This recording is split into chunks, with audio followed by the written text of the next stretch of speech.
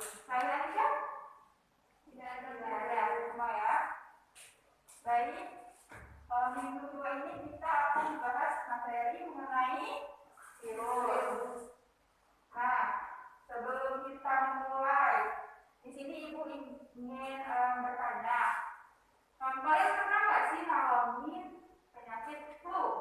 Pernah semua ya. Ada yang tahu nggak sih penyakit flu itu disebabkan oleh apa? Virus flu. Oh, pintar ya. Baik. Gejalanya seperti apa sih? Coba, ada yang berani menjelaskan? Bersih-bersih flu. Siapa? Pipit? Kalau flu itu bersih-bersih, terus itu juga tidak enak badan dan juga sedikit demam. Oh, bagus ya. Baik. Sebelum kita masuk ke materi yang lebih mendalam, di sini Ibu akan terlebih dahulu menjelaskan mengenai tujuan pembelajaran yang akan kita lakukan pada kali ini adalah yang pertama adalah mendeskripsikan ciri-ciri dan cara replikasi virus. Yang kedua adalah menjelaskan peran virus dalam kehidupan. Baik, di sini Ibu sudah menyiapkan satu video dan kalian silakan menyimak dengan seksama ya video yang akan Ibu tampilkan. Kalian coba analisis dari video yang Ibu tayangkan ini, karena nanti Ibu akan menanyakan pertanyaan yang cukup mudah supaya dijawab. Outside of the cell, the viral particle is inert.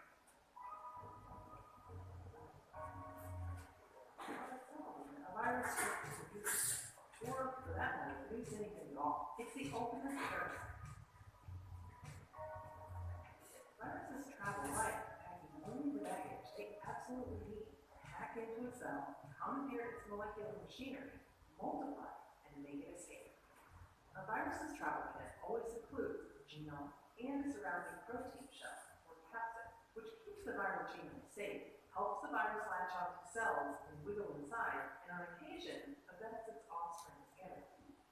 Some viruses also wear greasy overcoats, called envelopes. They're made from stolen shards of the outer membrane of the last cell infected. Influenza, hepatitis C, herpes viruses, HIV, and coronaviruses all have envelopes. These greasy overcoats break down in soap, which is why you should wash your hands often. For a virus to spread, it must first find a way into a cell. Penetrating a cell's perimeter isn't easy. Yet viruses have ways of tricking cells into letting them in. Typically, a portion of the viral capsid will have a strong affinity to bind with one or another protein, bounding the surfaces of one or another particular cell. Viruses use proteins sitting on the cell's surface as docking stations. The binding of the viral capsid with that cell surface protein serves as an initiative, easing the virus's invasion of the cell. The viral genome, like ours, is an instruction kit for the production of proteins the virus needs. This genome can be made up of either DNA, as is the case with virtually all other creatures, or its close chemical relative, RNA, which encodes genetic information just as DNA does. Most male-infecting virus genomes are made of RNA. Another crucial protein inside the virus is known as a polymerase. Inside the cell, polymerases generate numerous copies of the virus's gene, hijacking the cell's molecular assembly to produce capsid subunits and other viral proteins. Capsids, virus protein shell, self-assemble from their subunits. Freshly made copies of the viral genome are packaged inside newly made capsids for export. Sometimes the escape is violent and involves the new virus punching through the outer membrane of the host cell, a process known as lysis.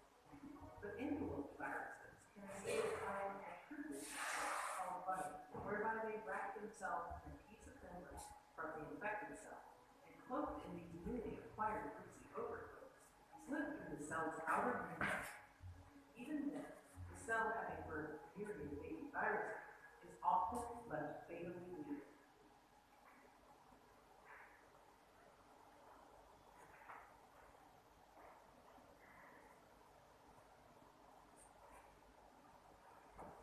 Gimana?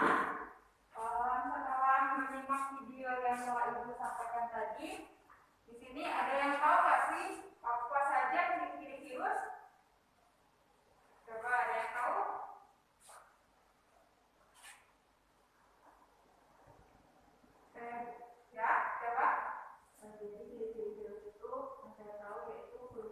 kecil, mikroskopis, dan juga parasit.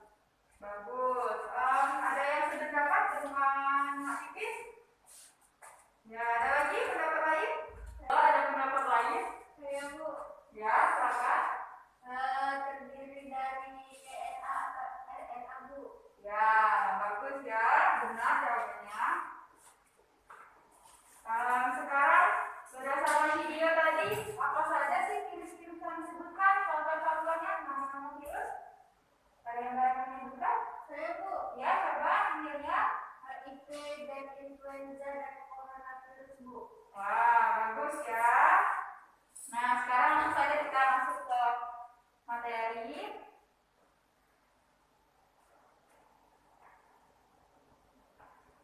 Di sini kita akan belajar mengenai sejarah penemuan virus. Jadi, ada seorang ahli yang pernah melakukan suatu percobaan. Ahli tersebut bernama Meyer pada penelitian tentang virus. Jadi, yang pertama-tama itu dia melakukan percobaan pada tembakau yang berpenyakit. Kemudian daun dari tanaman tembakau ini dihaluskan. Kemudian setelah dihaluskan, daun yang berpenyakit atau yang terkontaminasi oleh virus tersebut diekstrak daunnya. Kemudian ekstrak daun tembakau yang berpenyakit tersebut disemprotkan kepada tanaman yang sehat. Lalu apa yang terjadi sama tanamannya? Bisa Menjadi sakit. Ya, bagus ya. Dari tanaman tembakau tersebut menjadi sakit. Apa tadi penyebabnya? Virus. Bagus ya. Jadi selanjutnya ada lagi ahli yang melakukan percobaan yang bernama Dimitri Ivanovsky pada penelitian yang sama yaitu tentang virus. Nah, di sini dia melakukan percobaan di mana daun tembakau yang berpenyakit tadi dihaluskan.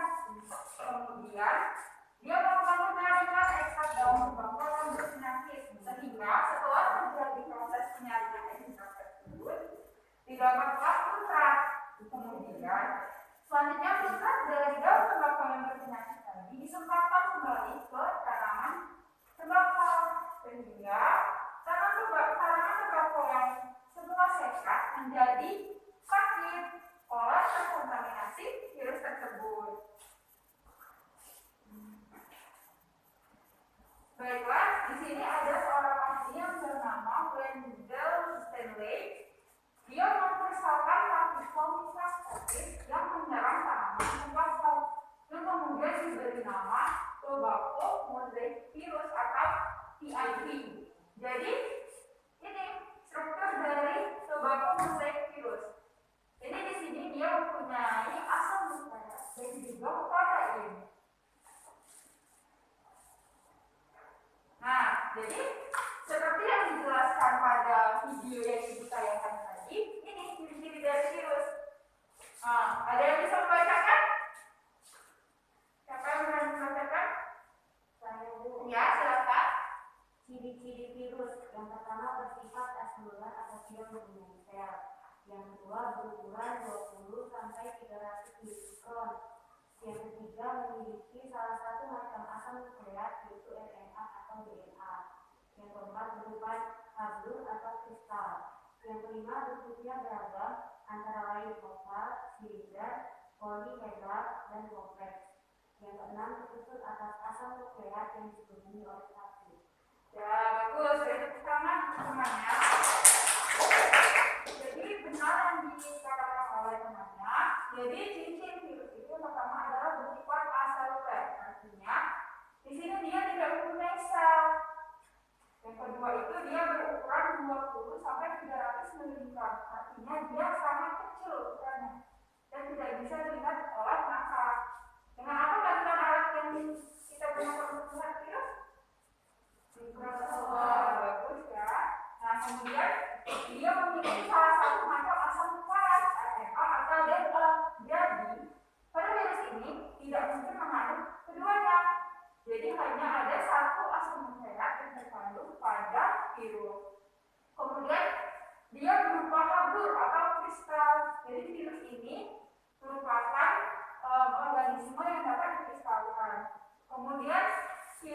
memiliki bentuk yang beragam, yaitu antara lain ada yang berbentuk oval, silinder, polihedral, dan kompleks.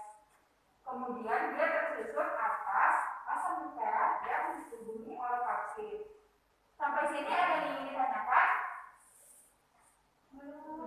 Paham ya? Nah, di sini coba ada yang berani maju ke depan menjelaskan mengenai struktur tubuh virus.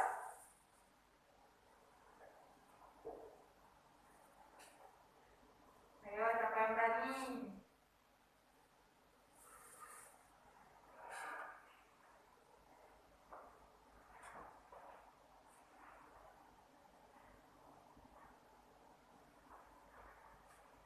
Ayo, siapa yang berani? Ayo.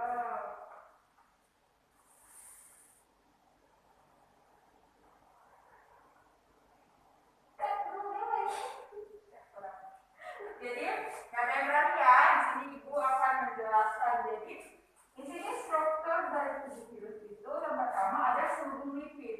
Apa itu lipid? Ada yang tahu lipid itu apa? Benar, bagus. Kita ya.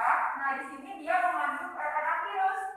Karena ini merupakan virus HIV, jadi bentuknya itu asam nukleatnya yang terkandung hanya RNA, bukan DNA. Jadi di sini ada juga enzim reverse transkriptase. Kemudian ada juga selubung protein atau vaksin yang menyusun struktur tubuh virus. Ada yang ingin ditanyakan? Bu, Ya, apa? saya ingin bertanya Bu, apa sih Bu tugas enzim transkriptase Bu? Jadi karena virus ini asam nukleat yang terkandung di dalamnya itu adalah RNA, jadi diperlukannya enzim reverse transkriptase ini untuk mengubah dari RNA menjadi DNA.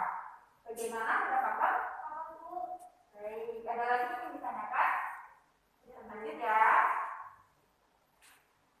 Nah, ini dia bentuk-bentuk virus.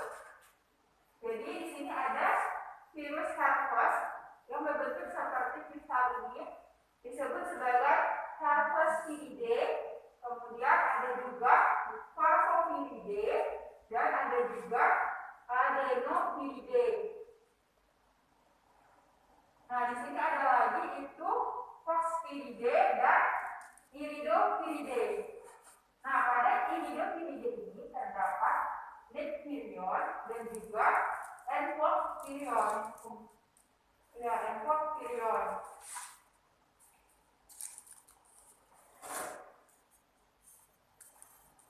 Nah, selanjutnya itu adalah bentuk-bentuk dari selubung protein atau vaksin virus. Nah, yang pertama itu ada yang berbentuk helix. Jadi di sini strukturnya itu ada RNA virus, ya, yang berwarna merah. Kemudian ada lagi subunit protein, selubung atau toxomer. Kemudian ada yang berbentuk polihedral atau segi banyak ya. Kemudian ada yang berbentuk kompleks. Ini biasanya kita sebut sebagai bakteriofag yang mempunyai susunan yaitu DNA, selubung protein, selubung ekor, dan lempengan dasar serabut ekor. Paham sampai sini? Paham ya.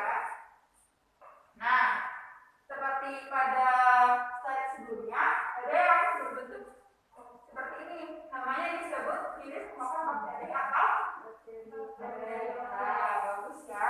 Jadi bakteriofag adalah virus pemakan bakteri yang ditemukan oleh Frederick Ford dan Felix de Hero. Kemudian bakteriofag ini menyebabkan sel bakteri pecah.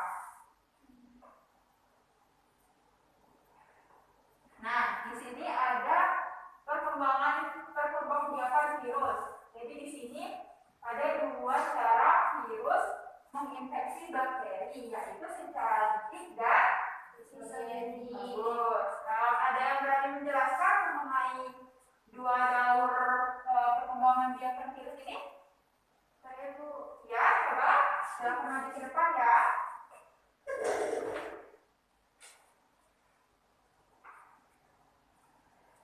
yang pertama itu siklus titik. Yang pertama itu bakteriofag melekat pada bakteri. Terus DNA-nya tuh masuk ke dalam bakteri. Kemudian DNA-nya diuraikan.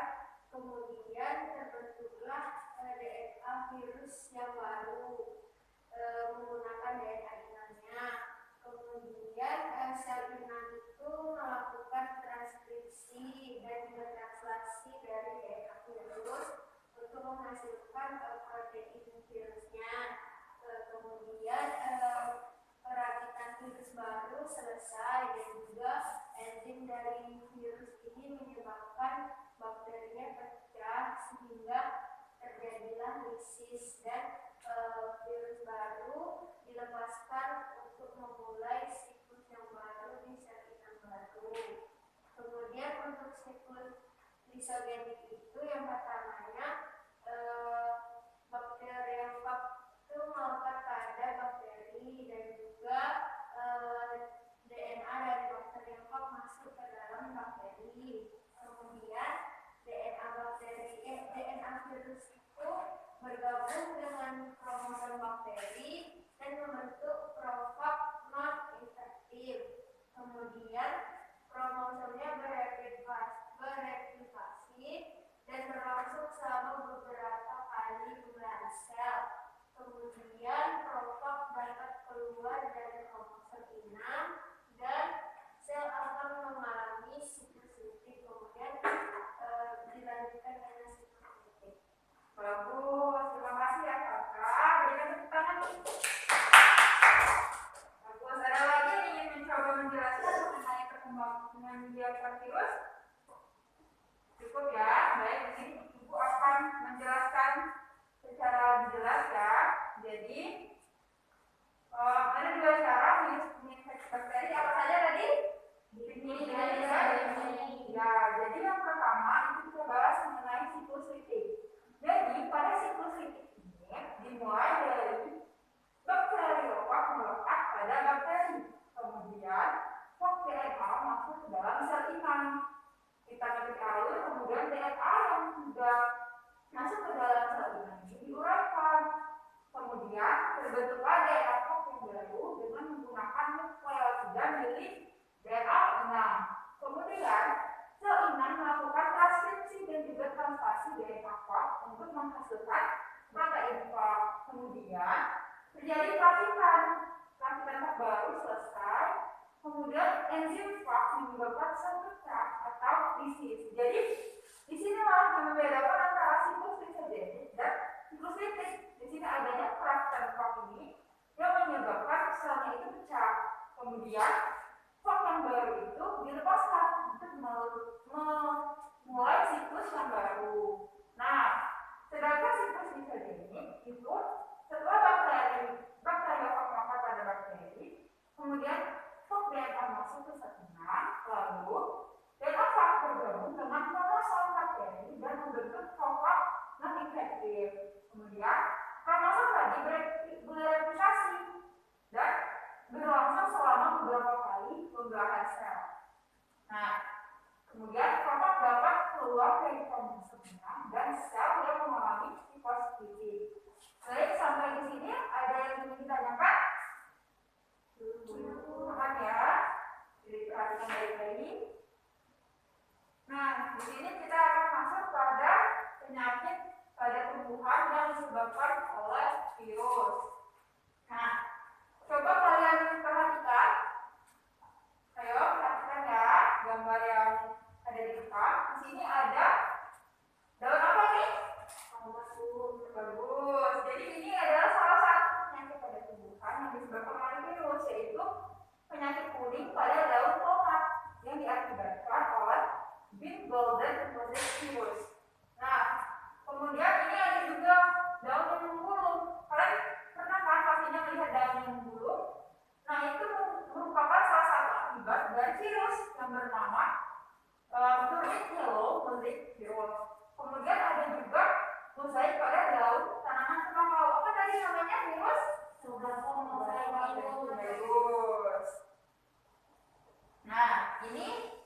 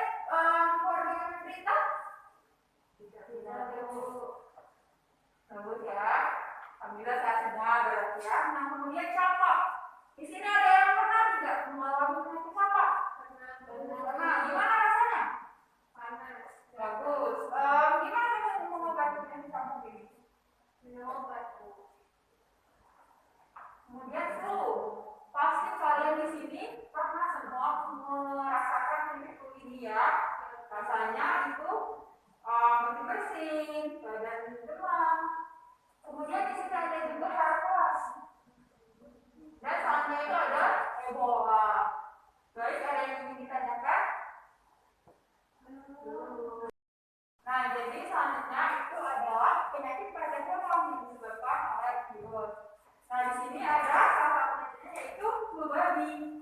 Kemudian ada juga polioma dan ada juga cacar monyet. Nah, selanjutnya kita akan membahas mengenai vaksin. Ada yang tahu vaksin itu apa? Penangkal virus itu. Bagus, benar ya. Jadi vaksin merupakan obat atau penangkal virus. Kemudian di sini ada metode konvensional dalam pembuatan virus. Tetapi penggunaan metode konvensional dalam pembuatan vaksin ini dia mempunyai efek samping. Nah, di sini ada yang ingin mencoba menjelaskan kepada teman-temannya perbandingan antara metode pembuatan vaksin dan efek sampingnya. Ya, silakan Martina. Lanjut ya, Bu. Ya, lanjut. Metode pembuatan vaksin. Yang pertama itu vaksin dibuat dari patogen yang dimatikan oleh bahan kimia atau pemanasan. Efek sampingnya, patogen yang digunakan untuk vaksin mungkin masih melakukan proses metabolisme. Yang kedua, vaksin berasal dari patogen yang dilemahkan. Efek sampingnya, patogen yang digunakan untuk vaksin mungkin masih dapat menyebabkan penyakit. Yang ketiga, vaksin berasal dari senyawa patogenik mikroorganisme yang dibuat tidak aktif. Efek sampingnya menimbulkan alergi. Ini bacanya langsung ini Ya, atau kegiatan apa? Vaksin berasal dari senyawa patogenik mikroorganisme yang dibuat tidak aktif. Efek sampingnya menimbulkan alergi dan orang-orang yang membuat vaksin mungkin bersentuhan dengan patogen. Bagus, berikan tepuk tangan. Bagus, benar sekali ya apa yang sudah dijelaskan oleh temannya. Baik, sampai sini ada yang ingin ditanyakan? Jelas ya. Nah, di sini ada juga cara pembuatan vaksin yang dibuat dengan rekayasa genetika, yaitu dengan cara-cara berikut. Ada yang berani menjelaskan kepada teman-temannya? Ya, bagus, silakan Martina. Jadi, vaksin dibuat dengan rekayasa genetika dengan cara yang pertama itu mengisolasi atau memisahkan gen-gen penyebab sakit dari virus atau patogen. Selanjutnya, menyisipkan gen-gen ke dalam sel bakteri atau kultur sel hewan. Baiklah, jadi sampai di sini kita akan membahas mengenai video berikut ya. Jadi kalian ibu minta untuk memberikan analisis apa saja yang dapat kalian amati berdasarkan video yang ibu tampilkan ini. Jadi nanti kalian perwakilan kelompoknya akan maju ke depan untuk menjelaskan kepada teman-temannya apa saja informasi yang kalian dapatkan. Ya, disimak ya videonya. Ventilators to survive. The immune system has fought at full capacity for weeks and made millions of antiviral weapons. And as thousands of bacteria rapidly multiply, it is overwhelmed. They enter the blood and overrun the body. If this happens, death is very likely. The coronavirus is often compared to the flu, but actually it's much more dangerous. While the exact death rate is hard to pin down during an ongoing pandemic, we know for sure that it's much more contagious and spreads faster than the flu. There are two futures for a pandemic like corona, fast and slow. Which future we will see depends on how we all react to it. Is it in the early days of the outbreak? A fast pandemic will be horrible and cost many lives. A slow pandemic will not be remembered by the history books. The worst case scenario for a fast pandemic begins with a very rapid rate of infection because there are no countermeasures in place to slow it down. Why is this so bad? In a fast pandemic, many people get sick at the same time. If the numbers get too large, healthcare systems become unable to handle it. There aren't enough resources like medical staff or equipment like ventilators left to help everybody. People will die untreated. And as more healthcare workers get sick themselves, the capacity of healthcare systems falls even further. If this becomes the case, then horrible decisions will have to be made about who gets to live and who doesn't. The number of deaths rises significantly in such a scenario. To avoid this, the world, that means all of us, needs to do what it can to turn this into a slow pandemic. A pandemic is slowed down by the right responses, especially in the early phase, so that everyone who gets sick can get treatment and there's no crunch point with overwhelmed hospitals. Since we don't have a vaccine for corona, we have to socially engineer our behavior to act like a social vaccine. This simply means two things: not getting infected and not infecting others. Although it sounds trivial, the very best thing you can do is to wash your hands. Soap is actually a powerful tool. The coronavirus is encased in what is basically a layer of fat. Soap breaks that fat apart and leaves it unable to infect you. It also makes your hands slippery, and with the mechanical motions of washing, viruses are ripped away. To do it properly, wash your hands as if you've just cut up some jalapenos and want to put in your contacts next. The next thing is social distancing, which is not a nice experience, but a nice thing to do. This means no hugging, no handshakes.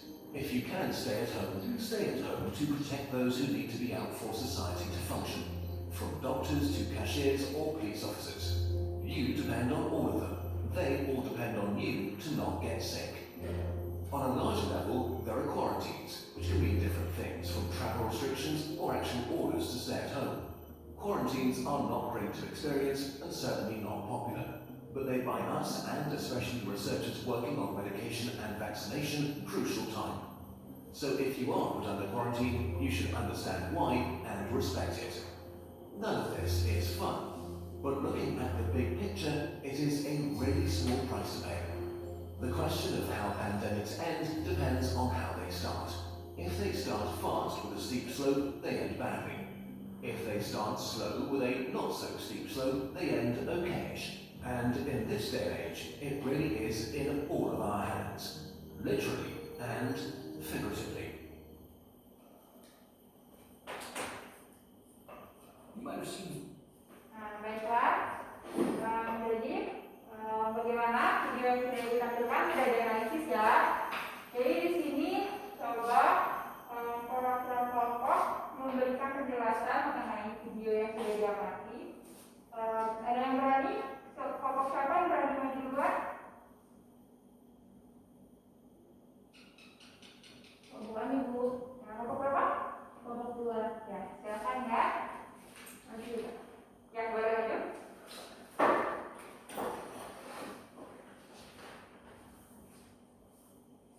Jadi berdasarkan analisis kelompok 2, hasil analisis dari video tersebut adalah virus corona masuk melalui mata, hidung, dan mulut, yang akhirnya menyerang paru-paru sehingga menginfeksi sel inang.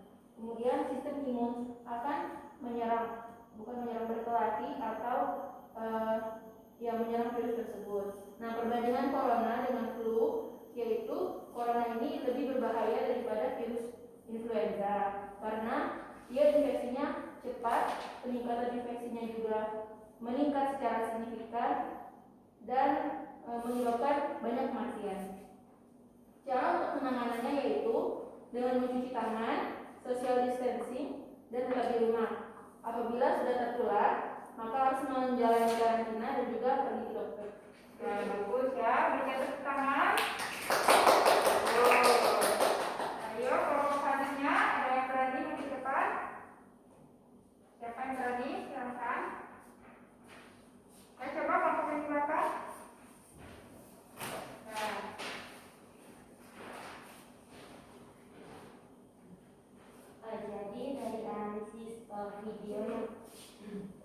Jadi dari analisis video yang sudah ditayangkan itu mengenai tentang perbedaan virus dan influenza. Jadi virus corona dan influenza. Jadi virus corona itu lebih berbahaya daripada influenza karena corona itu menyebarnya lebih cepat menginfeksi orang-orang daripada influenza. Cara mengatasinya yaitu melakukan social distancing, cuci tangan secara teratur, terus tidak bepergian ke luar kota bila tidak ada bukan hanya keluar kota, tidak bepergian keluar rumah apabila tidak melakukan hal yang penting.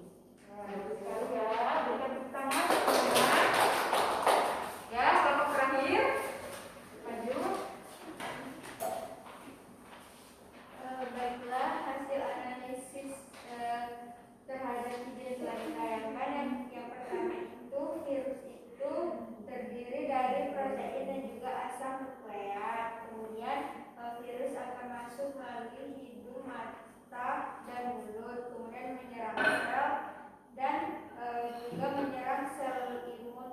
manusia. Nah, virus ini tadi di video ada 2 virus, yaitu coronavirus dan juga virus influenza.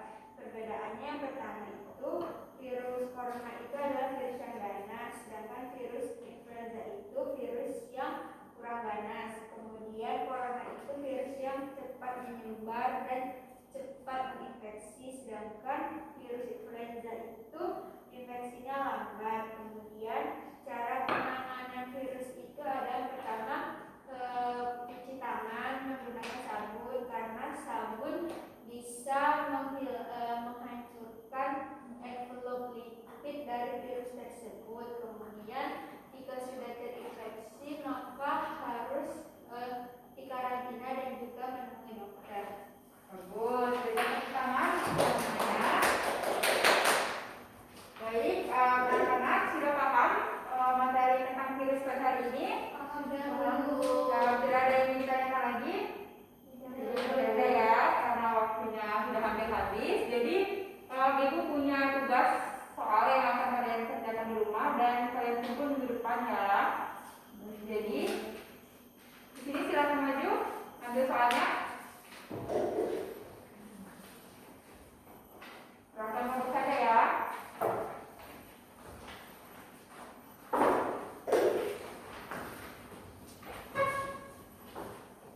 Ya, jadi kita tetap jaga kesehatan ya, jangan lupa belajar yang giat. Baiklah, ibu akhiri pembelajaran kita pada hari ini. Terima kasih atas perhatiannya. Semoga ilmu yang ibu sampaikan bermanfaat. Wassalamualaikum warahmatullahi wabarakatuh. Waalaikumsalam warahmatullahi wabarakatuh. Baiklah, kepada kelas, ayo kita sampai pulang. Silakan baca doa. Baik, Bu. Baiklah teman-teman, sebelum kita mengakhiri pembelajaran pada hari ini, marilah kita berdoa sesuai dengan agama dan kepercayaan masing-masing. Berdoa dimulai.